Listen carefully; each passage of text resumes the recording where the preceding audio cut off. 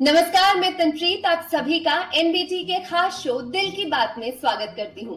तो हम बात कर रहे हैं दिल के स्वास्थ्य की, उससे जुड़ी बीमारियों की, और इस वेबिनार का टॉपिक है दिल की बीमारी यानी सीवीडीज के शुरुआती लक्षणों की पहचान और उनका तेजी से निदान। और इसी पर चर्चा करने के लिए हमारे साथ आज जुड़े हैं दो बेहद खास मेहमान। तो सबसे पहले मैं स्वागत करना चाहूंगी डॉक्टर अपर्णा जायसवाल का, जो डायरेक्टर हैं cardiology department, Fortis Escorts heart institute.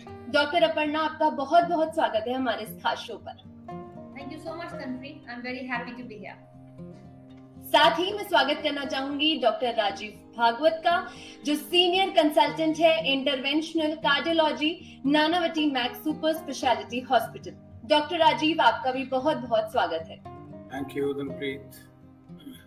तो जब दिल की बात की हम चर्चा कर रहे हैं, उससे जुड़ी बीमारियों की, तो जो व्यूअर्स हमारे साथ पिछली चर्चा में नहीं जुड़ पाए हैं, तो उनके लिए मैं चाहती हूँ जो इस चर्चा पे जुड़े हैं, डॉक्टर अपर्णा आप एक बार बताएं सीवीडी क्या होता है, बहुत आसान शब्दों में, कि दिल से जुड़ी बीमारी यानी कि सीवीडी को क्या कहेंगे आप? जी नमस्कार। एंड आई थिंक आज एक टाइम ऐसा है कि हम सब हार्ट की डिजीज के बारे में जानना चाहते हैं, बिकॉज काफी अवेयरनेस है thanks to all of you and the social media.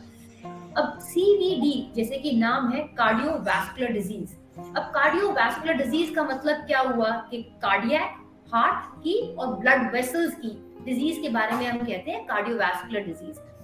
अब इसकी इतनी इंपॉर्टेंस क्यों है, हम क्यों इसके बारे में चर्चा करना चाहते हैं? हम सब देख रहे हैं कि सडन डेथ की क्षमता हमको विजिबल हो रही है। ये सडन डेथ क्या है, क्यों हो रहा है? ये देखा गया है कि 80 से 90% कारण सीवीडी होता है, कार्डियोवैस्कुलर डिजीज होता है। सो इसी बात को लेकर के हमें चर्चा करनी बहुत जरूरी है कि हम अपने दिल को कैसे बचा के रख सकते हैं, हम अपने दिल और दिल की जो ब्लड वेसल्स हैं उनकी रक्षा कैसे करें ताकि हम स्वस्थ रहें और हमारा जीवन लंबा चले। बिल्कुल, तो बहुत ही आसान शब्दों में मुझे लगता है कार्डियोवैस्कुलर डिजीज क्या होता है वो डॉक्टर अपर्णा ने बताया। तो जैसा कि डॉक्टर अपर्णा ने एक जिक्र किया कि चलते चलते गति रुक जाती है अचानक से दिल की, तो डॉक्टर राजीव, अगर किसी को दिल का दौरा पड़ रहा है तो उसे सबसे पहला क्या संकेत दिखाई देता है? दिल का दौरा पड़ने का संकेत टिपिकल जो है वो सीने में दर्द, भारीपन।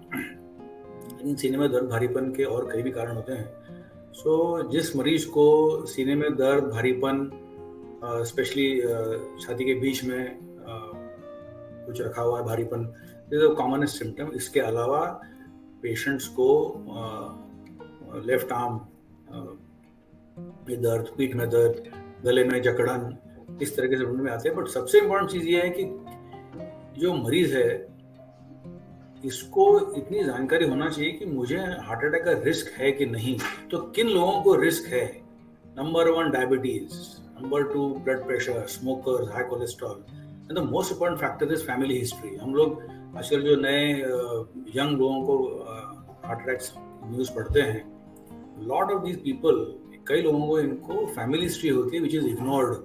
तो ऐसे मरीजों को हार्ट अटैक की रिस्क ज्यादा है, ये जानकारी पेशेंट को होना चाहिए, उसकी फैमिली को होना चाहिए। तो ये जानकारी कौन देगा उनको?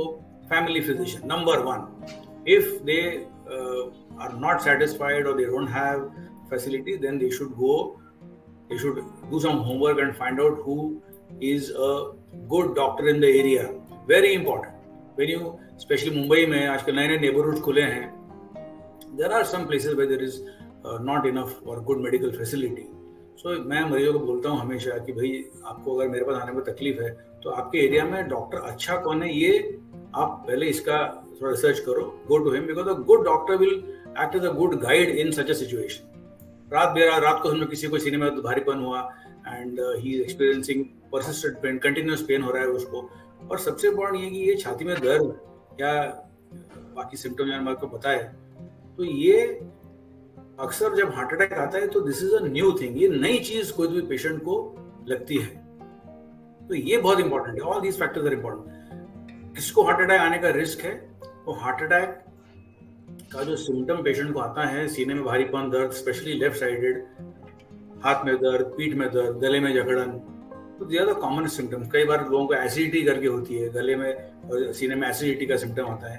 तो they should seek medical attention, most important. खुद मुझे हार्ट अटैक आया है कि नहीं, मुझे कुछ नहीं हुआ है, this should not happen. Lot of people they miss the heart attack, मुझे कोई सिंपल एसिडिटी है, मुझे कुछ नहीं हुआ है, they don't seek medical attention, this is most important. बिल्कुल, तो बेसिक जो सिम्टम्स आते हैं वो डॉक्टर राजीव ने जिस तरीके से हमें बताया, तो डॉक्टर अपर्णा, मान लीजिए कि किसी को ये समझ आ गया है लक्षण देखकर कि उससे हार्ट अटैक आ रहा है, तो सबसे पहला कदम उसे क्या उठाना चाहिए? जी, तो जैसे डॉक्टर राजीव ने बिल्कुल सही बताया कि, और मैं फिर से उस पे एक 30 सेकंड स्पेंड करूंगी। अक्सर हार्ट अटैक मिस हो जाता है क्योंकि पेशेंट सोचता है नहीं मुझे हार्ट अटैक नहीं आ रहा है, ये तो मुझे एसिडिटी है। तो अगर पेशेंट को किसी प्रकार का सिम्टम महसूस होता है जो पहले कभी महसूस नहीं हुआ, छाती के बीच में जकड़न, ऐसा लगा पत्थर किसी ने रखा है, इमीडिएटली हॉस्पिटल जाएं और ईसीजी लें। और अगर आप चाहें कि हम घर पर क्या कर सकते हैं, एक गोली एस्पिरिन की जरूर ले, क्योंकि एस्पिरिन की गोली उसको कभी खतरा या प्रॉब्लम नहीं देगी बट फायदा बहुत कर सकती है। एक गोली एस्पिरिन की, और जीभ के नीचे सोबिट्रेट भी रख सकते हैं अगर बहुत सीने में भारीपन है। बट मोस्ट इम्पोर्टेंट, खुद डॉक्टर ना बने, हॉस्पिटल जाएं, इमरजेंसी रूम में जाएं, ईसीजी करवाएं, और जो आपको डॉक्टर गाइडेंस दे रहे हैं उसको फॉलो करें। क्योंकि हम ये देखते हैं डॉक्टर बताते हैं, समझाते हैं, फिर भी पेशेंट मानता नहीं है। उससे क्या होता है कि हार्ट की जो मांसपेशियां हैं वो वीक हो जाती हैं। You must seek medical attention immediately. कोई आपको ऐसा सिम्टम है, तुरंत जाएं और एस्पिरिन की गोली तुरंत लें। बिल्कुल, तो जिस तरीके से आप दोनों ने ये बताया कि बेसिक अगर गैस का लग रहा है तो आप एक एस्पिरिन ले सकते हैं, या अब ये नहीं करना है हमें कि बस खुद ब खुद इलाज कर लिए, तो फिर भी मैं ऐसा कैसे एक किसी व्यक्ति को ये समझ में आएगा कौन से ऐसे इंडिकेटर्स होते हैं जिससे दिल के मरीजों के लिए उन्हें दिल के डॉक्टर के पास यानी कि आप लोगों के पास मिलने की सलाह दी जाती है? डॉक्टर राजीव। सो ये बहुत ही इम्पोर्टेंट क्वेश्चन है, and I will come back to the same point again कि जब पेशेंट सपोज एक नई फैमिली है, कहीं नई रहने आती है, so you must look for a good family physician. जो कंसेप्ट इंडिया में था और जो कंसेप्ट धीरे धीरे अभी कम हो रहा है, so there is a shortage of good family physicians. Okay, so a good family physician is the first stop for this patient. Any patient, because patients उनको जनरली रात को कभी भी उनको कॉल करते हैं, and he acts as a guide where to send. A good doctor will always send you to a good center, good doctor. It's a very clear cut message I'm trying to give. अच्छा, most important ये है जो आपने जो question जो सवाल पूछा है, इसमें patient education is a big factor here.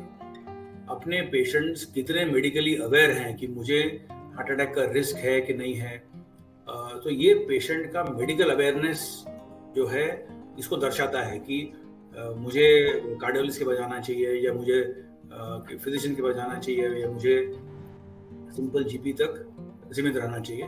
तो number one factor here is patients medical awareness. और as doctor Jaswal mention, net और मीडिया, हर पेशेंट आजकल नेट मीडिया पर क्या है, हर तो नहीं बोल सकता हूँ, 90% of them who are literate and data aware, so they read net and come, and they read reviews and come. तो ये पेशेंट के मेडिकल अवेयरनेस पे डिपेंड करता है कि उसको कार्डियोलॉजिस्ट का एडवाइस सीख करना है या नहीं। Number two factor here is the general practitioner और द फैमिली फिजिशियन और the physician. A lot of physicians feel that they can sort of treat cardiovascular disease, yes, but they have limitations. So most important here is, when do you refer this patient to a cardiologist? And cardiologist, I mean, for an intervention, maybe an angiography, or if angioplasty is required, or maybe something later. That's the number 2 factor. And number 3 here is, if अगर किसी patient के family में history है heart की, mother father भाई बहन या immediate family में हिस्ट्री हार्ट अटैक की, तो these patient should seek a cardiac consultation as soon as possible, जितना जल्दी हो सके, बिकॉज फैमिली हिस्ट्री का और हार्ट अटैक का connection is very strong, and lot of these factors, lot of the episode heart attack जिनको आता है, ये अगर सही टाइम पे किसी के पास गए दिखाने के लिए, कार्डियोलॉजिस्ट के पास में, तो ये आगे जाके प्रिवेंट हो सकता है। आगे जाके it can be effectively treated और उसका हार्ट का pumping can be maintain forever. तो pumping decides the lifestyle in the future, pumping decides the risk of death, risk of repeated hospitalisation. तो पंपिंग मुझे हार्ट का कैसे बरकरार रखना है, नॉर्मल रखना है। So all this depends on seeking the right advice at the right time. Okay, and that is where the cardiologist is very primary to all this. Yeah. बिल्कुल। तो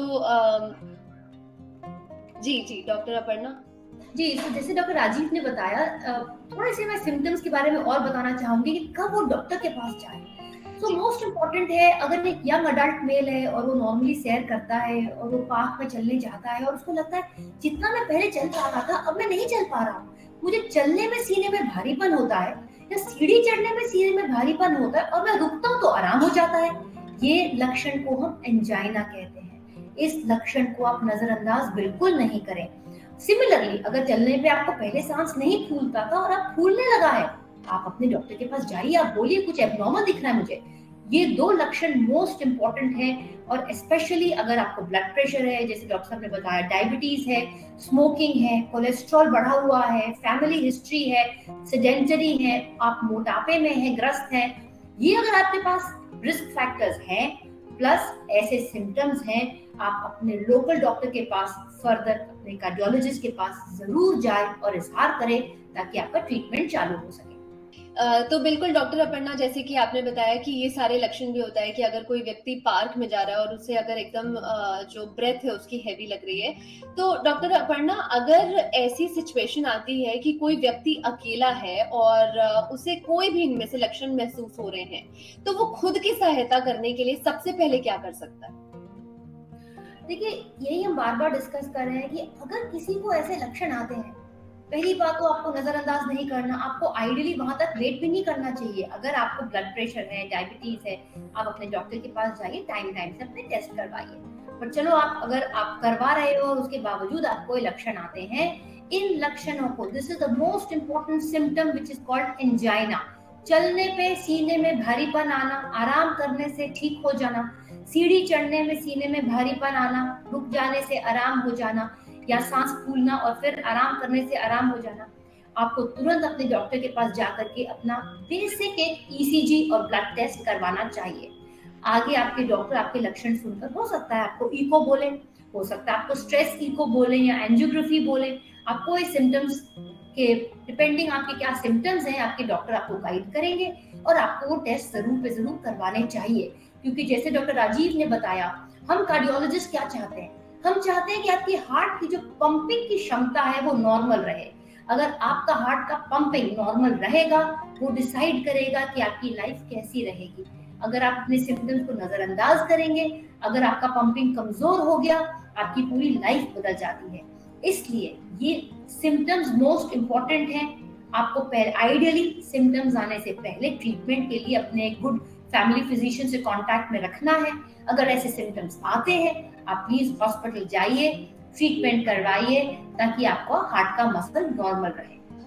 बिल्कुल। तो एक किसी व्यक्ति को सबसे पहले क्या करना है, मुझे लगता है हमारे व्यूअर्स जो हमारे साथ जुड़े हैं अब उन्हें समझ में आई क्या होगा। तो डॉक्टर राजीव, कई बार कई लोगों में हमने ये चीज देखी है कि डे का शुरुआत जो होती है उनकी नॉर्मल होती है, लेकिन जब डे की एंड हो रही होती है तो उनकी उंगलियां, जूते या कपड़े उन्हें अचानक से टाइट लगने लगते हैं। तो क्या ये किसी दिल की समस्या, एडिमा जिसे हम कहते हैं, उसका संकेत देता है, या ऐसा जब होता है तो ऐसे में डॉक्टर को क्या दिखाना चाहिए? जरूर दिखाना चाहिए, बिकॉज ये नॉर्मल चीज नहीं है। और ये हाथ पैरों में सूजन, अंगूठियां टाइट होना, जूते टाइट होना, चप्पल नहीं पहन पाना, ये हार्ट फेलियर की निशानी है। लेकिन heart failure is not the only thing. इसके अलावा भी चीजें हैं, जैसे लिवर की बीमारी है, किडनी की खराबी है, किसी को सिंपल खून की कमी है, एनीमिया, लो प्रोटीन। सो ये बहुत सारी चीजें हैं जिससे आप जैसे बताया, जैसे पैर में टाइटनेस, सूजन आती है, सॉक्स शूज में टाइटनेस, अंगूठी टाइट होना, तो ये बाकी चीजों की निशानी भी है। लेकिन जब पेशेंट्स को ये तकलीफ होना शुरू होती है तो you should seek immediate attention. Doctor के पास तुरंत जाना चाहिए ये जानने के लिए कि मुझे वही तकलीफ क्या है। So heart, liver, kidney, simple anaemia, low proteins, इन सब चीजों से ये आपकी जो आपने जो बताया सिम्टम्स, ये तकलीफ हो सकती है। बिल्कुल। तो अगर कोई व्यक्ति अभी तक नॉर्मल था और अचानक से वो ऐसे सिम्टम्स महसूस कर रहा है, तो सबसे पहले उसे डॉक्टर को दिखाना चाहिए। बिल्कुल।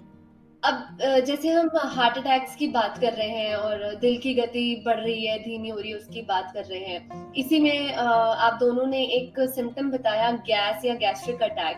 तो डॉक्टर अपर्णा, गैस्ट्रिक अटैक आ रहा है या एसिड रिफ्लक्स किसी को हो रहा है और छाती में दर्द हो रहा है, तो वो कैसे इस बात पे डिफरेंशिएट करेगा कि उसे दिल का दौरा नहीं बल्कि सिर्फ एक एसिड रिफ्लक्स है? अगर कोई मिडिल एजेड एडल्ट है, बी इट अ मैन और अ फीमेल, और अगर उसको कोई ऐसे सिम्टम है जिसमें कंफ्यूजन है, इट इज वाइटल कि इस प्रोग्राम के तहत लोगों को बताएं कि आप हॉस्पिटल जाइए और ये ना समझे कि एसिडिटी है, रादर ये समझिए कि हार्ट की डिजीज हो सकती है और उसी को आप ट्रीट करवाएं। तो that is most important. But फिर से मैं आपको बताऊंगी और आपके व्यूअर्स के लिए कि जो सिम्टम आपको बिल्कुल नजरअंदाज नहीं करने, सीने में भारीपन होना, ऐसा लगना कि किसी ने वजन रखा है या ऐसा लगे कि किसी ने कुछ बैंड बांधा हुआ है, वही फीलिंग आपके हाथ के अंदर वाले भाग में जाना, जैसे डॉक्टर साहब ने कहा आपके जॉ में आना, और ये सिम्टम आपने पहले अपनी लाइफ में कभी एहसास ना किया हो, ये सिम्टम को नजरअंदाज नहीं करना चाहिए। और कभी अगर कंफ्यूजन हो रही है कि यार मुझे एसिड रिफ्लक्स है या हार्ट तो नहीं है, मेरे को अगर प्रॉब्लम होगी मैं सोचूंगी नहीं मेरे को एक ईसीजी निकलवा लेना चाहिए और हैप्पी हूँ, अगर नॉर्मल आएगी तो बहुत अच्छी बात है, एक एंटासिड खाकर मेरी प्रॉब्लम सॉर्ट आउट हो जाएगी। आज इस मीटिंग के तहत हमें क्लियर करना चाहिए कि कभी भी आपको इस प्रकार के लक्षण हो जिसमें आपको एसिडिटी लगती है, प्लीज एक ईसीजी करवाइए। आगे अगर फिर से हो तो आपको मालूम है कि वो तो एसिडिटी था, बट फर्स्ट टाइम आपको एक ईसीजी जरूर करवा लेनी चाहिए। बिल्कुल। इसमें I would like to add just 2 things जी। पेशेंट को कई बार एसिडिटी का सिम्टम जो है, अब अगर हिस्ट्री लेंगे, पेशेंट से पूछताछ करेंगे, तो बोलता है मुझे चलता फिरता हूँ तो मुझे जलन सी होती है, which is a very typical sign of a heart symptom. तो एसिडिटी नॉर्मल पेशेंट्स एसिड कुछ नहीं होता है, कुछ नहीं है, जस्ट पास ऑन, बट ये एसिडिटी अगर चलने फिरने से पेशेंट को जलन सी होती है, which is a typical symptom. Number 2, patients को ये भी जानना चाहिए थोड़ा मेडिकल अवेयरनेस एजुकेशन के थ्रू कि मुझे डायबिटीज है, I am smoking, I am a tobacco chewer, मेरे फैमिली हिस्ट्री है और मुझे एसिडिटी की सिम्टम आ रही है, ये चीजें है कि मेरे को रिस्क ऑफ हार्ट ज्यादा है और उसमें एसिडिटी होती है, तो देन पेशेंट शुड अंडरस्टैंड और you should know, you should be aware कि मुझे हार्ट की तकलीफ होने का चांस ज्यादा है, ये एसिडिटी महज एसिडिटी नहीं है, this could be heart symptom. This is medical awareness, this is what patient should know. तो डॉक्टर, अगर ऐसे में कोई व्यक्ति अगर ट्रैवलिंग कर रहा है और उसे ये लक्षण फील हो और उसे लगे मैंने आज क्योंकि ट्रैवल कर रहा था और ऊट-पटांग खा लिया है, तब फिर वो क्या करेगा? या ऊट-पटांग खाया है तो there is always a chance, but कहीं भी अगर सपोज ट्रैवल कर रहा है एंड इफ ही हैज, अगर उसके आसपास कहीं मेडिकल फैसिलिटी है तो वहां जाके he should seek medical attention, और जब डॉक्टर उसको बोलता है कि भाई कुछ नहीं है, he give him all clear, then he can continue his travel. लेकिन अगर ट्रैवल के दरमियान कोई बीच में हो रहा है, और कई बार अब आप पढ़ते हैं पेपर में, ट्रेन में, फ्लाइट में कुछ हो गया, हार्ट अटैक रिस्क है, patients start vomiting, BP is low, so उस दरमियान पेशेंट को अगर मेडिकल अटेंशन कहीं मिलता है, if there are fellow travelers who are doctors who, then that is patient's luck, but कई बार तो इसमें सबसे इम्पोर्टेंट चीज ये है कि पेशेंट ने आते जाते रास्ते में कहीं ऊट-पटांग खाना नहीं चाहिए, most important, specially when he is travelling in a rainy season. Rainy season में कहीं भी बाहर कोई ठंडी चीज, स्टोर्ड चीज या दूध से जुड़ी चीजें, because they carry a high risk of infection. कहीं अगर कुछ खाना पीना है तो गर्म चीज का है इस मौसम में। बिल्कुल। तो किन बातों का ध्यान रखना है, मुझे लगता है कि अब हमें बहुत अच्छे से क्लियर हो गया है। डॉक्टर अपर्णा, जिस तरीके से हम बात कर रहे हैं, तो थोड़ी देर पहले डॉक्टर राजीव ने डायबिटीज, कोलेस्ट्रॉल, इसकी बात की थी। तो अगर हम कहें कि आजकल की जो लाइफस्टाइल है जिसमें बीपी, डायबिटीज, कोलेस्ट्रॉल सबसे ज्यादा देखने को मिलता है, तो ऐसे में एक व्यक्ति को हार्ट डिजीज होने की कितनी संभावना बढ़ जाती है? हम सबको समझना है कि India is the diabetic capital of the world. Let's start from there. 3 लोगों में से 1 व्यक्ति को डायबिटीज है इंडिया में। हाइपरटेंशन, 4 में से 1 को हाई ब्लड प्रेशर है इंडिया में। इंडियंस को हार्ट डिजीज, मतलब जो हमने सबसे पहले कार्डियोवास्कुलर डिजीज बोला था, हमारी आर्टरीज में एथेरोस्क्लेरोसिस या क्लॉट्स बनना इंडियंस में 10 साल पहले आ जाता है। सो इंडियन हम लोग होने के नाते ही हमें हायर रिस्क है। सो जिन लोगों को हाई ब्लड प्रेशर है, डायबिटीज है, कोलेस्ट्रॉल है, स्मोक करते हैं, जेनेटिक फैक्टर है, ये सारे रिस्क टुगेदर अगर एक ही इंडिविजुअल में है तो एक्सपोनेंशियली उसका रिस्क फैक्टर बढ़ जाता है। अगर इंडिविजुअली है और सारे रिस्क फैक्टर नहीं है फिर भी उनमें रिस्क रहता है। So we have to understand कि हमारा एक पॉपुलेशन जो है एक रिस्क है। और अगर हम कहें कि कार्डियोवास्कुलर डिजीज जिसमें कि आर्टरीज है, हमारे अर्बन इंडिया में इसकी क्या क्षमता है? मैंने कहा डायबिटीज 3 में, ब्लड प्रेशर 4 में से 1 को है, आर्टरीज की ब्लॉकेजेस अर्बन इंडिया में अगर हम लेंगे 10% को है, 10 से 12% को। मतलब अगर 100 एडल्ट्स को आप खड़ा कर देंगे तो उनमें से 10 से 12 को आर्टरीज की ब्लॉकेजेस है। रूरल इंडिया भी बहुत तेजी से वहीं पहुंच रहा है। तो कहने का मतलब ये है कि ये रिस्क फैक्टर्स समझना बहुत जरूरी है। हम सबको लगता है कि मुझे नहीं होगा, मेरा जो घर में साथ वाला रहता है दूसरे घर में उसको प्रॉब्लम हो जाएगी। नहीं, हमको होगी। हमको सबको समझना है और हम सबको व्यायाम करना है, हम सबको प्रॉपर्ली रिस्क फैक्टर प्रोफाइल को ठीक करना है ताकि हमें हार्ट की आर्टरीज में ब्लॉकेजेस ना हो। आई थिंक बार बार हम एक बात को दोहरा रहे हैं ताकि मैसेज क्लियर हो। अनफॉर्चुनेटली जो मुझे लगता है फिर भी पब्लिक सुनती है और सोचता है कि नहीं मुझे नहीं होगा। बट आई थिंक अपना आप डॉक्टर के पास जाकर अपने नंबर्स को चेक करवाइए। आपका ब्लड प्रेशर कितना है, आपका ब्लड शुगर कितना है, आपका कोलेस्ट्रॉल कितना है, क्या आप स्मोक करते हैं, आप अल्कोहल कितना लेते हैं, आपकी एक्सरसाइज पर डे कितनी है। ये बहुत सिंपल सी चीजें हैं लेकिन हम इनको काफी इग्नोर करते हैं, उसी के कारण हमारा रिस्क बढ़ जाता है। तो बेसिकली आजकल की जी डॉक्टर, मैं कंप्लीट सहमत हूँ अपर्णा जी जो बोल रही हैं। और इसी में जो हेल्थ चेकअप्स आजकल हॉस्पिटल ने शुरू किए हैं, I think they go a long way. इसका बहुत दूरगामी परिणाम है हेल्थ चेकअप्स का। बट हेल्थ चेकअप्स करने के बाद भी पेशेंट्स को सही जगह पहुंचाना चाहिए हॉस्पिटल्स ने कि भाई इसका कोलेस्ट्रॉल ज्यादा है तो they should consult super specialist या स्पेशलिस्ट को कंसल्ट करना शुड बी विदाउट हेजिटेशन।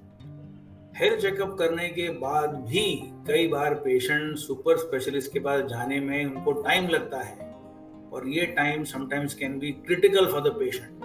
कई पेशेंट आते हैं, they are on the threshold of a major cardiac problem, उनको करीब होने वाला होता है, but because they have not been directed to a health specialist, super specialist at the right time और जस्ट इन टाइम तकलीफ होती है। तो हेल्थ चेकअप्स और उसके बाद consultation with a super specialist, be it a nephrologist, be it a cardiologist or a neurologist, ये should be done very freely. बिल्कुल। तो मुझे लगता है कि बेसिक जो हेल्थ चेकअप है वो साल में कम से कम 2 से 3 बार भी अगर एक व्यक्ति कराता है तो उससे भी उसे अपनी जो पूरी चीजें हैं, अपनी बॉडी की हेल्थ है वो समझ में आने लग जाती है। और फिर 2 से 3 बार करने की जरूरत नहीं है, साल में 1 बार health checkup, but it should be to the point, what is important. कई बार I will give an example. Health checkup में पेशेंट्स को जिनको रिस्क रहती है, जैसे डॉक्टर अपर्णा ने बताया, जिनको रिस्क फैक्टर्स है उनका इको तक हो जाता है, बट स्ट्रेस टेस्ट नहीं होता है। Stress test for me is more important than echo. Echo अगर पेशेंट का ईसीजी अच्छा है तो मैं उसका इको भी करूंगा नहीं अगर if cost is a factor, but I will want a stress test. तो क्या होता है, easy way out, that easy way out should not be done, it should be the right way. और थोड़ी डिफिकल्टी पेशेंट को लगता है, stress हो रहा है, मुझे चलना पड़ेगा तो है, that is the way you evaluate a patient for the future. Simple ECG किया और पेशेंट को स्टेथोस्कोप लगा के अगर सुना उसका हार्ट में कुछ अगर एक्स्ट्रा साउंड नहीं है तो इको की शायद echo can wait, that depends on the doctor. But health checkup में stress test for me in a patient who has risk और after 40, 45, 50, 55 is a key factor. बिल्कुल, तो एक एज के तहत हमें किस तरीके से चेकअप कराना चाहिए, मुझे लगता है कि डॉक्टर्स ने बहुत बेहतरीन तरीके से क्लियर कर दिया है। डॉक्टर राजीव, एक आपने जैसे अभी जो बताया उससे एक मिलता जुलता सवाल है, किसी व्यक्ति को अगर पथरी का दर्द हो रहा है तो क्या उसे इस बात को दिल का दौरा समझ लेना चाहिए कि उसे ऐसा कोई संकेत भी आ रहा है, या अंतर कैसे समझे इसमें? पथरी का दर्द जनरली किडनी स्टोन जो होता है वो दिल के दौरे के दर्द से बहुत ही अलग होता है। मैंने अपने पूरे 30-35 साल के करियर में I have hardly seen 2 or 3 patients मुश्किल से। एक पेशेंट को हमने सब कुछ किया, उसके बाद हमने एंजियोग्राफी किया तो उसको एक ब्लॉक निकला, तो that was one of patient. But yes, अगर किसी को पित्ताशय में पथरी है तो वो दर्द हार्ट अटैक के दर्द से थोड़ा मिलता जुलता है, लेकिन पित्ताशय के दर्द में पथरी होने के वजह से पेशेंट को बुखार आता है, ब्लड काउंट बढ़ जाता है और जनरली सोनोग्राफी करके मालूम पड़ जाता है उसमें। But it can, specially ladies, वो दर्द थोड़ा सा मिलता जुलता है। उसमें अगर पेशेंट सही समय पे डॉक्टर के पास जाता है तो वो it is very easily identifiable, उसको बहुत ही आसानी से अपन उसको डिस्टिंग्विश कर सकते हैं। बिल्कुल, तो बेसिकली अगर ऐसा कुछ होता है तो डॉक्टर के पास ही आप जाएं, अपने आप ना ही कोई अपने हिसाब से कोई डायग्नोसिस ले। जी, तो डॉक्टर अपर्णा, ये तो पथरी की और दिल के जो दर्द है उसमें क्लैरिटी हमें मिल गई। अगर मैं आपसे बहुत सिंपली एक क्वेश्चन पूछूं कि दिल का दौरा जो पड़ता है उसकी बात हमें इतनी देर से कर रहे हैं, लेकिन ऐसी कौन सी सिचुएशन आती है जब किसी व्यक्ति को हार्ट ट्रांसप्लांटेशन की जरूरत पड़ जाती है? जी, हार्ट ट्रांसप्लांट की जनरली जरूरत तब पड़ती है जब पेशेंट ने अपने हार्ट अटैक को नजरअंदाज किया हो। मतलब कि उसको सीने में दर्द हुई, उसने सोचा कि एसिडिटी है, वो डॉक्टर के पास नहीं गया और उसने सही ट्रीटमेंट नहीं ली और उसका हार्ट का पंपिंग कमजोर हो गया। हार्ट ट्रांसप्लांट उन सिचुएशंस के लिए रखा जाता है जब आपके हार्ट की पंपिंग बहुत कमजोर हो जाती है, इतनी कमजोर हो जाती है कि वो आपकी एक्टिविटीज ऑफ डेली लिविंग में आपको हिंड्रेंस देती है। एक तो हो गया मेन कारण जो हार्ट की आर्टरीज की ब्लॉकेजेस के कारण होता है। दूसरा, एक हम कहते हैं कंडीशन होती है जिसको हम डायलेटेड कार्डियोमायोपैथी कहते हैं, जिसमें कि हार्ट फैल जाता है और उसके कुछ और कारण भी होते हैं, जैसे कि एक वायरल इन्फेक्शन हो जाना हार्ट का। जैसे हमने देखा कि लोगों को कोविड हुआ, कोविड के बाद भी कुछ लोगों को कार्डियोमायोपैथी हो गई, जिसमें कि कोविड वायरस ने हार्ट को अफेक्ट किया। बट ये केवल कोविड वायरस नहीं, कोई भी वायरस हो सकता है जिसमें कि वायरल कार्डियोमायोपैथी बोलते हैं और हार्ट का फैलाव हो जाता है, उसको हम डायलेटेड कार्डियोमायोपैथी बोलते हैं। उस स्थिति में, और अनफॉर्चुनेटली वो कई बार यंग इंडिविजुअल्स में हो जाती है। यंग इंडिविजुअल्स में हार्ट की आर्टरीज की ब्लॉकेजेस के कारण नहीं, बट पहले कभी बचपन में उसको वायरल इन्फेक्शन हुई और उसको डायलेटेड कार्डियोमायोपैथी हो गई। उसी तरह कुछ और डिजीजेस भी होती हैं, बट वो रेयर होती हैं। अब अगर किसी की हार्ट की पंपिंग की क्षमता कम हो जाती है, उसको मालूम तब पड़ता है कि उसको चलने फिरने में सांस फूलता है, वो अपनी एक्टिविटीज ऑफ डेली लिविंग नहीं कर सकता। आपने पहले बोला कि उसके पैरों में सोजिश आ जाती है, और आपने ये देखा कि वो सोजिश पैरों में नहीं, टांगों में, नीचे वाली टांगों में भी आने लगी।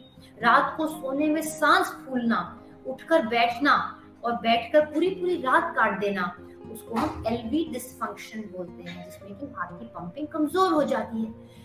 ये भी देखा गया है कि हार्ट की पंपिंग इतनी कमजोर हो जाती है और फिर एक पेशेंट डॉक्टर के पास, एक कार्डियोलॉजिस्ट के पास पहुंचता है, because it has been overlooked by the treating doctor. तो it brings us back to what doctor Rajiv told us कि आपका अच्छा एक लोकल फिजिशियन होना चाहिए। You should visit a good cardiologist, ताकि आपके सिम्टम्स को देखते हुए आपकी इन्वेस्टिगेशंस को करवाया जाए। किस इंडिविजुअल में एको की जरूरत है और किस इंडिविजुअल में स्ट्रेस टेस्ट की जरूरत है। एक एको बताता है कि आपकी हार्ट की पंपिंग कैसी है, बट ये समझना है कि हार्ट ट्रांसप्लांट प्राइमरली उनके लिए रिजर्व किया जाता है जिनकी हार्ट की पंपिंग बहुत कमजोर हो जाती है, इतनी कमजोर हो जाती है कि हमारे पास और कोई ऑप्शंस नहीं है। जब हार्ट की पंपिंग कमजोर होती है हार्ट ट्रांसप्लांट तक पहुंचने से पहले हमारे पास और भी कई तरह के ट्रीटमेंट्स होते हैं, जैसे कि special kind of pacemakers, 3 wired pacemakers हम कहते हैं, जिसको हम कार्डियक रीसिंक्रोनाइजेशन थेरेपी बोलते हैं। उनको रिजर्व किया जाता है एक स्पेशल सबसेट के लिए जिनकी ईसीजी में एक डिफेक्ट होता है, but not everybody qualifies for a CRT. तो heart transplant is a reality. India में अब हार्ट ट्रांसप्लांट हम कर रहे हैं, it is a reality, we have woken up to it, और हार्ट ट्रांसप्लांट पेशेंट्स बहुत अच्छा करते हैं। एक डर नहीं होना चाहिए। अक्सर देखा गया कि हार्ट ट्रांसप्लांट लिस्ट में पेशेंट रहता है, जब हार्ट मिलता है पेशेंट्स घबरा जाते हैं कि नहीं मैं नहीं लूंगा, अक्सर ऐसा हुआ है। बट आज मैं बोलना चाहूंगी कि heart transplants are very effective, it's a good surgery, और जो हार्ट ट्रांसप्लांट लिस्ट में है दे मस्ट कम फॉरवर्ड जब हार्ट मिले उनको। So that's what I would like to say. बिल्कुल, तो ऐसा नहीं है कि हर एक व्यक्ति को हार्ट ट्रांसप्लांट की जरूरत पड़े, लेकिन जब भी पड़े तो उसे पीछे नहीं हटना चाहिए। डॉक्टर राजीव, जिस तरीके से हम लक्षणों की बात कर रहे थे, तो कोई भी लक्षण आने के बाद, कोई भी जैसा सिम्टम आया है, तो उसके बाद व्यक्ति ने जो फर्स्ट एड लिया और फाइनल ट्रीटमेंट जो कि डॉक्टर से वो लेंगे, उसमें लगभग कितना समय होता है, कितनी देर तक का हमारे पास एक वैलिड प्रॉपर टाइम होता है फर्स्ट एड और फाइनल ट्रीटमेंट के बीच? हार्ट अटैक, अगर पेशेंट को चेस्ट पेन शुरू हुआ और हार्ट अटैक जैसे सिम्टम है और हार्ट अटैक आया है पेशेंट को, तो पेशेंट ने जितना जल्दी जा सके हॉस्पिटल में उतनी जल्दी जाना चाहिए। सो आइडियल टाइम, जैसे हम लोग, जैसे मैं एंजियोप्लास्टी करता हूँ या जो एंजियोप्लास्टी करते हैं, तो जितना जल्दी पेशेंट हॉस्पिटल में पहुंच के थिएटर में पहुंचता है उतना जल्दी, जितनी नली उसकी खुल जाती है। हार्ट अटैक मतलब क्या, नली पूरी तरह से बंद हो जाती है, ब्लॉक्ड आर्टरी। तो ब्लॉक्ड आर्टरी खोलने के 2 तरीके हैं। Number 1 is angioplasty, which is the more definitive way. Number 2 is medical therapy, जो क्लॉट डिसॉल्विंग दवाइयाँ होती है। तो अगर पेशेंट के घर के आसपास कोई अच्छा हॉस्पिटल है जहाँ एंजियोप्लास्टी अच्छे तरीके से हो सकती है, एक्सपीरियंस डॉक्टर कर सकता है, तो उसको वहाँ पहुँचना चाहिए। तो मैं जैसे पेशेंट्स को बोलता हूँ, go to the nearest best possible hospital जहाँ एंजियोप्लास्टी फैसिलिटी है। अगर समझो ये फैसिलिटी नहीं है तो he should go to the nearest hospital where he can receive a medicine to dissolve the clot. तो ये जो टाइम होता है, as soon as possible, 30 minutes to 60 minutes to 90 minutes is the ideal time. Beyond 90 minutes, heart का damage जो होता है that starts getting permanent. So some patients, कुछ पेशेंट्स होते हैं, they are sometimes lucky कि 1-2-3 घंटे बाद जाने के बाद भी उनका हार्ट का स्नायु जो होता है that can recover to normal over a period of time. But those ऐसे पेशेंट्स बहुत कम होते हैं। तो हार्ट अटैक का सिम्टम पेशेंट को आया, सीने का दर्द चालू हो, तो ऐसी स्थिति में जितना जल्दी हो उतना जल्दी हॉस्पिटल पहुंच जाना चाहिए। Ideal time to reach is within an hour, you can extend that to 90 minutes, that's it. अगर किसी को सांस लग रहा है, दम लग रहा है, हार्ट फेलियर है, तो ऐसे पेशेंट्स को तो हॉस्पिटल में और जल्दी जाना चाहिए। हार्ट अटैक और सांस फूलना is a very bad combination. ऐसे पेशेंट को तो I would sometimes they don't even reach the hospital. 30 minutes is a very long time for them. ऐसे पेशेंट्स को एक सलाह कि ऐसे पेशेंट जिसको अगर सांस फूलता है, ऐसे पेशेंट्स को बिठा के हॉस्पिटल में लेके जाओ, कुर्सी पे बिठा के लेके जाओ, गाड़ी के फ्रंट सीट में बिठा के लेके जाओ। ऐसे पेशेंट को अगर सुला के लेके गए, फ्लैट लेके गए, तो सांस लगने वाला पेशेंट्स हॉस्पिटल तक पहुंचता नहीं है कई बार। तो ये सब चीजें जानना जरूरी है। बिल्कुल, तो मुझे लगता है जैसे ये बहुत छोटी बातें हैं जो शायद आम जनता जो है वो जानती ही नहीं है कि जैसे अभी आपने बताया कि बैठ कर जाना चाहिए, लेट कर नहीं। मुझे नहीं लगता कि कोई एम्बुलेंस भी अगर बुलाता है तो उसमें भी व्यक्ति को लेटा दिया जाता है। और they are generally given a backrest in the ambulance. और मोस्ट इम्पोर्टेंट, जैसे डॉक्टर अपर्णा मेंशन्ड अर्लियर, किसी को अगर हार्ट अटैक आता है तो एक एस्पिरिन की गोली खा ले, और एक कोलेस्ट्रॉल कम करने वाली गोली भी रहती है। अगर किसी के घर में हो या मेडिकल स्टोर आसपास है तो वो गोली तुरंत, 2 गोलियां कम से कम तुरंत लेके हॉस्पिटल जाए, तो that will help in the patients recovery process, और आगे जाके उसका जो आउटकम है उसमें इट हेल्प्स। बिल्कुल, तो ये बहुत बेसिक चीज है जो आजकल अब हर किसी को अपने अपडेट में शामिल कर लेना चाहिए। तो जिस तरीके से हम वेबिनार कर रहे हैं, दिल की बात कर रहे हैं और काफी यूजर्स हमारे साथ जुड़ गए हैं, तो यूजर के भी सवाल हम ले लेते हैं कुछ। और डॉक्टर अपर्णा, सबसे पहला सवाल मैं आपके लिए यूजर का लेना चाहती हूँ। उनका कहना है कि हार्ट फेलियर और कार्डियक अरेस्ट, इन दोनों में क्या डिफरेंस है और क्या इनके लक्षण एक जैसे होते हैं, और अगर होते हैं या नहीं भी होते हैं तो फर्स्ट एड क्या लेना चाहिए?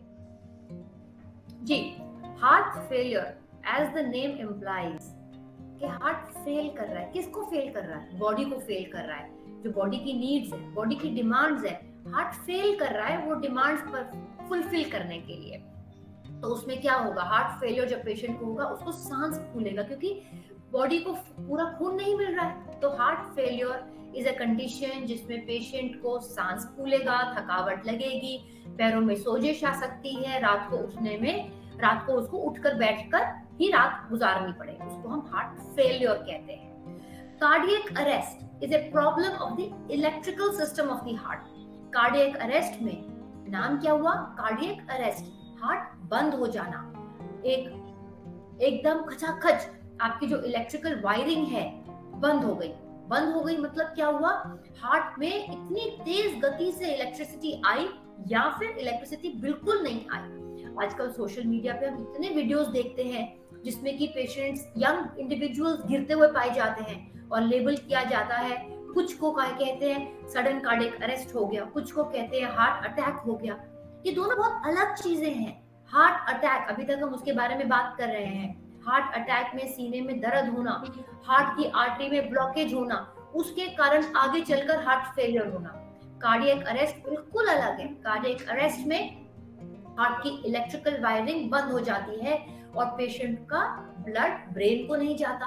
क्योंकि ब्लड ब्रेन को नहीं जाता वो मूर्छित हो जाता है, उसको हम कार्डियक अरेस्ट बोलते हैं। समझने वाली बात यह है कि कार्डियक अरेस्ट का मेन कारण भी हार्ट की आर्टरीज के ब्लॉकेजेस हैं, which brings us to the first part of discussion जो हमने डिस्कस किया था कि हम अपने रिस्क फैक्टर्स को सही रखें, hypertension, diabetes, smoking, cholesterol, exercise को हम सब कुछ ठीक रखें ताकि हमारी हार्ट की आर्टरीज में ब्लॉकेजेस ना हो, ताकि हमें हार्ट अटैक ना हो और उसके कारण हमारे को कार्डियक अरेस्ट ना हो। तो ये तीनों चीजें बिल्कुल इंडिपेंडेंट हैं लेकिन फिर भी एक दूसरे के साथ इंट्रिकेटली लिंक्ड है। बिल्कुल, तो ये बहुत ही अच्छे तरीके से आपने बताया कि हार्ट फेलियर और cardiac arrest same but different कैसे होते हैं। बिल्कुल, तो अगला यूजर क्वेश्चन लेते हैं जो डॉक्टर राजीव के लिए है। डॉक्टर राजीव, उनका कहना है कि आप कैसे ये पहचानेंगे कि किसी का दिल कमजोर है? तो दिल कमजोर होना ये हार्ट फेलियर का, जैसे doctor Aparna has already mentioned in detail, heart failure का सिम्टम अगर किसी को आता है, सांस फूलना, चलने फिरने में सांस फूलना, लेटने में सांस फूलना, खाना खाने के बाद सांस फूलती है कई बार, और अगर ये तकलीफ उसकी बढ़ती जाती है, इसका मतलब heart failure is not properly treated. तो ऐसे स्थिति में उसको तुरंत डॉक्टर के पास जाना चाहिए। और हार्ट फेलियर का ट्रीटमेंट कई बार सिंपल रहता है और हार्ट फेलियर के ट्रीटमेंट में उसको पेशेंट्स को जनरली हम लोग एडमिट करते हैं। हार्ट फेलियर के पेशेंट्स को घर पे रह के ट्रीट नहीं किया जा सकता है। ऐसे पेशेंट्स को भर्ती होने की तैयारी होना चाहिए उनकी, और भर्ती करने के बाद जो भी उनके हार्ट फेलियर के कारण पाए जाते हैं, अगर हम ट्रीट करते हैं तो कई बार हार्ट फेलियर रिवर्स भी हो जाता है। और समझो अगर पेशेंट्स को कार्डियोमायोपैथी है, ऐसा सिम्टम है जैसे डॉक्टर अपर्णा मेंशन किया डायरेक्ट कार्डियोमायोपैथी है, तो ये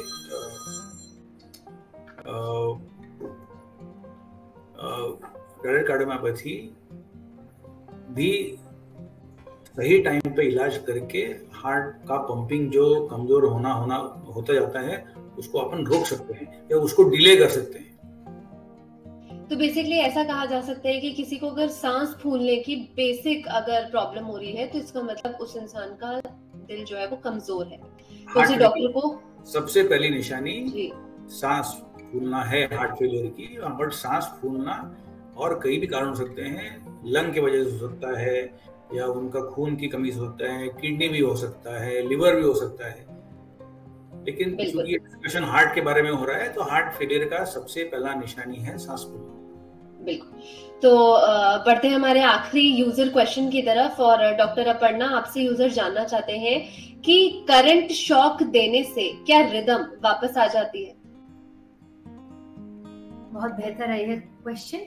यस, किसी को जब कार्डियक अरेस्ट होता है तो कार्डियक अरेस्ट में हमारी हार्ट की गति बहुत तेज हो जाती है। अब उस हार्ट की गति जो बहुत तेज हो जाती है उसको हम कैसे ठीक करते हैं? आप लोगों ने सबने पिक्चर्स देखी हैं, बॉलीवुड हॉलीवुड हम देखते हैं कि बहुत बड़े प्रोग्रामर डिफिब्रिलेटर होता है, उसको छाती पे रखा जाता है और इलेक्ट्रिक करंट दिया जाता है। तो यस, इलेक्ट्रिक शॉक देने से हमारी रिदम वापस आ सकती है। लेकिन ऑब्वियसली जब पेशेंट मूर्छित होता है, सपोजिंग बस स्टैंड या स्टेशन पे है, वहां पर वो अवेलेबल नहीं है। आज के टाइम पे हमारे पास स्पेशल डिवाइसेस अवेलेबल हैं जिनको हम ऑटोमेटेड एक्सटर्नल डिफिब्रिलेटर्स बोलते हैं, AED। AEDs अब यूनाइटेड स्टेट्स में हर रेलवे स्टेशन, एयरपोर्ट्स पे काफी हद तक अवेलेबल है। India is also reaching a point कि हमारे पास AEDs अवेलेबल होंगी। AED एक स्मॉल बॉक्स रहता है, उसके ऊपर उसके पैडल्स रहते हैं। पैडल्स को जैसे ही छाती पे रखा जाए वो अपने आप से रिदम बता देते हैं, और अगर आइडेंटिफाई करते हैं कि एबनॉर्मल रिदम है तो वो इलेक्ट्रिक शॉक देकर पेशेंट को ठीक कर सकते हैं। उसी तरह जिस पेशेंट को सडन कार्डियक अरेस्ट का रिस्क रहता है, हम कार्डियोलॉजिस्ट कुछ डिवाइसेस लगाते हैं जिसको हम इम्प्लांटेबल कार्डियोवर्टर डिफिब्रिलेटर्स बोलते हैं। स्मॉल मेडिकल मार्बल डिवाइसेस हैं, मैच बॉक्स की तरह, हम उनको छाती के अंदर फिक्स करते हैं और वो उसी प्रकार एक्ट करते हैं जैसे कि आप पिक्चरों में बड़े बड़े मशीनें देखते हैं। सो यस, किसी को अगर कार्डियक अरेस्ट हो रहा है और अगर उसको डिफिब्रिलेट किया जाए तो पेशेंट वापस आ सकते हैं। तो जैसा कि हमने जाना कि किस तरीके से दिल की बीमारी होने पर दिल हमें संकेत देना शुरू कर देता है और किस तरीके से हमें उसके लिए ध्यान देने की जरूरत है, तो मैं दोनों डॉक्टर्स का धन्यवाद करना चाहूंगी। आप दोनों से बात करके बहुत अच्छा लगा। और मैं यूजर से भी थैंक यू करना चाहूंगी कि उन्होंने हमारे सेशन को देखा। तो थैंक यू सो मच।